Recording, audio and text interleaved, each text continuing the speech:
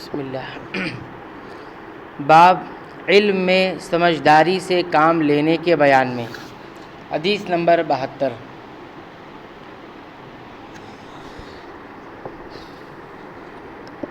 ابن ابی نجیح وہ مجاہد رحمہ اللہ کے واسطے سے نقل کرتے ہیں، کہتے ہیں کہ میں عبداللہ بن عمر رضی اللہ عنہما کے ساتھ مدینے تک رہا۔ میں نے ایک حدیث کے سوا ان سے رسول اللہ صلی اللہ علیہ وسلم کی کوئی اور حدیث نہیں سنی۔ وہ کہتے تھے کہ ہم رسول اللہ صلی اللہ علیہ وسلم کی خدمت میں حاضر تھے کہ آپ صلی اللہ علیہ وسلم کے پاس کھجور کا ایک گابھا لایا گیا۔ اسے دیکھ کر آپ صلی اللہ علیہ وسلم نے فرمایا کہ درختوں میں ایک درخت ایسا ہے، اس کی مثال مسلمان کی طرح ہے۔ ابن عمر رضی اللہ عنہما کہتے ہیں کہ یہ سن کر میں نے ارادہ کیا کہ عرض کروں کہ وہ درخت کھجور کا ہے، مگر چونکہ میں سب میں چھوٹا تھا اس لیے خاموش رہا۔ پھر رسول اللہ صلی اللہ علیہ وسلم نے خود ہی فرمایا کہ وہ کھجور ہے۔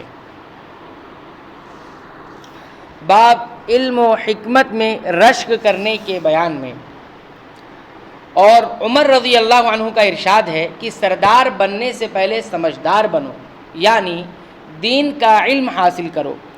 اور ابو عبداللہ امام بخاری رحمہ اللہ فرماتے ہیں کہ سردار بنائے جانے کے بعد بھی علم حاصل کرو، کیونکہ رسول اللہ صلی اللہ علیہ وسلم کے صحابہ کرام رضوان اللہ علیہم اجمعین نے بڑھاپے میں بھی دین سیکھا۔ حدیث نمبر 73۔ عبداللہ بن مسعود رضی اللہ تعالی عنہ کہتے ہیں کہ رسول اللہ صلی اللہ علیہ وسلم کا ارشاد ہے کہ رشک صرف دو باتوں میں جائز ہے، یا حسد صرف دو باتوں میں جائز ہے، جو حسد محمود حسد ہے، پسندیدہ حسد۔ ایک تو اس شخص کے بارے میں جسے اللہ نے دولت دی ہو اور وہ اس دولت کو راہ حق میں اللہ کی راہ میں خرچ کرنے پر بھی قدرت رکھتا ہو، یعنی خرچ کرتا ہو۔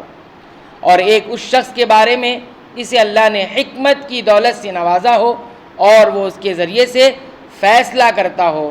حکمت سے مراد کتاب و سنت کا علم، اور اس کے ذریعے سے فیصلہ کرتا ہو اور لوگوں کو اس حکمت کی تعلیم بھی دیتا ہو۔ باب موسیٰ علیہ السلام کے خضر علیہ السلام کے پاس دریا میں جانے کے ذکر میں۔ اور اللہ تعالیٰ کا ارشاد ہے، جو موسیٰ علیہ السلام کا قول ہے، کیا میں تمہارے ساتھ چلوں اس شرط پہ کہ تم مجھے اپنے علم سے کچھ سکھاؤ۔ حدیث نمبر 74۔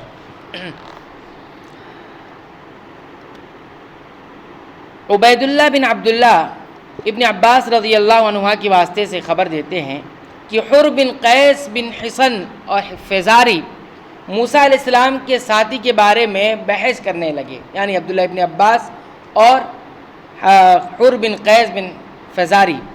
ابن عباس رضی اللہ عنہ نے فرمایا کہ وہ خضر علیہ السلام تھے۔ پھر ان کے پاس سے ابی ابن کعب گزرے تو عبداللہ بن عباس رضی اللہ عنہ نے انہیں بلایا اور کہا کہ میں اور میرے یہ رفیق موسیٰ علیہ السلام کے اس ساتھی کے بارے میں بحث کر رہے ہیں جس سے انہوں نے ملاقات چاہی تھی، کیا آپ نے رسول اللہ صلی اللہ علیہ وسلم سے اس کے بارے میں کچھ ذکر سنا ہے؟ انہوں نے کہا ہاں، میں نے اللہ کے رسول صلی اللہ علیہ وسلم کو یہ فرماتے ہوئے سنا ہے، ایک دن موسیٰ بنی اسرائیل کی ایک جماعت میں بیٹھے ہوئے تھے کہ اتنے میں ایک شخص آیا اور اس نے آپ سے پوچھا، کیا آپ جانتے ہیں کہ دنیا میں کوئی آپ سے بھی بڑھ کر عالم موجود ہے؟ موسیٰ علیہ السلام نے فرمایا نہیں۔ اس پر اللہ تعالیٰ نے موسیٰ علیہ السلام کے پاس وحی بھیجی کہ ہمارا بندہ خضر ہے جس کا علم تم سے زیادہ ہے۔ موسیٰ علیہ السلام نے اللہ سے دریافت کیا کہ خضر علیہ السلام سے ملنے کی کیا صورت ہے؟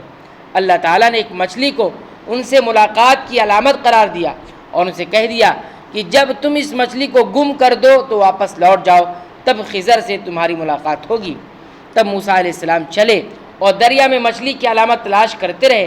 اس وقت ان کے ساتھی نے کہا، جب ہم پتھر کے پاس تھے کیا آپ نے دیکھا تھا؟ میں اس وقت مچھلی کا کہنا بھول گیا اور شیطان ہی نے مجھے اس کا ذکر بھلا دیا۔ موسیٰ علیہ السلام نے کہا، اسی مقام کی ہمیں تلاش تھی۔ تب وہ اپنے نشانات قدم پر پچھلے پاؤں باتیں کرتے ہوئے لوٹے، وہاں انہوں نے خضر علیہ السلام کو پایا۔ پھر ان کا وہی قصہ ہے جو اللہ نے اپنی کتاب قرآن میں بیان کیا ہے۔ اللہ تعالیٰ سے دعا ہے رب العالمین تو ہمیں سنتوں کا زیادہ علم حاصل کرنے کی توفیق عنایت فرما، سنتوں کے مطابق زندگی گزارنے کی توفیق عنایت فرما، اور زیادہ دوسروں تک بھی سنت کی باتیں پھیلانے کی توفیق عنایت فرما، آمین۔